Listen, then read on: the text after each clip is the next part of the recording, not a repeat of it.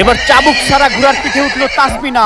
পক্ষান্তরে রয়েছে দেশসেরা ঘোড়সওয়ার সজীব। আজকে বাঘে সিংহের লড়াই চলছে সিরাজগঞ্জের মাঠে। দেখুন কে বিজয় হয়ে আজকের ঘোড়দৌড় প্রতিযোগিতায়, দেখা যাক ছেলে নাকি মেয়ে। ইতিমধ্যেই সোয়ার কিন্তু দাঁড়িয়ে গেছে সজীব ঘোড়ার পিঠে। ইতিপূর্বে দেখলাম যে বগুড়ায় একটা খেলায় ব্যাপকভাবে ক্ষয়ক্ষতির সম্মুখীন হলো, আবার এই কাদাযুক্ত মাঠে আসে খেলতেছে। আমার তো কোনো কিছু হয়নি এখন হয়নি তো কোনো কিছু বুঝতে পারতে না, মানে অনেক কাদা।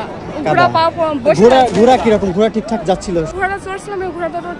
সিরাজগঞ্জ জেলার ঐতিহাসিক বেলতলার জগন্নাথপুর গ্রামে ঘোড়দৌড় প্রতিযোগিতার আয়োজন করা হয়েছে। দর্শক বন্ধুরা, তাসমিনার আগমনে গ্রাম বাংলার এই ঐতিহ্যমূলক ঘোড়দৌড় প্রতিযোগিতা দেখতে হাজার হাজার লাখ লাখ দর্শকের ভিড় জমেছে আজকের এই মাঠে। সারা মাঠ ঘুরে আজকে আপনাদেরকে ঘোড়দৌড় প্রতিযোগিতা দেখাবো। সেই সাথে আপনাদেরকে দেখাতে চলেছি গতকালকে CR7 ঘোড়াটি মাটিতেই লুটে পড়লো হাজারো দর্শকের সামনে। কি এমন ঘটনা ছিল এবং কি কারণে? অনেকেই বলছে ব্ল্যাক ম্যাজিক, অনেকেই বলছে ভান মারছে, অনেকেই বলছে ইনজেকশনের কারণে। কি এমন কারণ সেটা জানবো। লক্ষ লক্ষ মানুষের সামনে দিনে দুপুরে দর্শক বন্ধুরা কি এমন কারণ সেটা কিন্তু উদ্ঘাটন করার সর্বোচ্চ চেষ্টা করব আজকের ভিডিওতে তুলে ধরার চেষ্টা করব। সাথেই থাকুন বন্ধুগণ, ভিডিওটি সম্ভবপর শেয়ার করে দিন।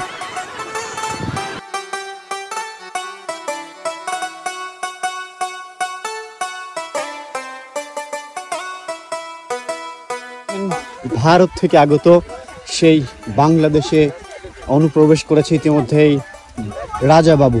যে রাজাবাবু আপনারা দেখেছেন ইতিপূর্বে ভারতের মাটি কাঁপিয়েছে, এবার বাংলাদেশের সিরাজগঞ্জের মাটি কাঁপাবে বন্ধুগণ, মাঠ কাঁপাবে এই রাজাবাবু।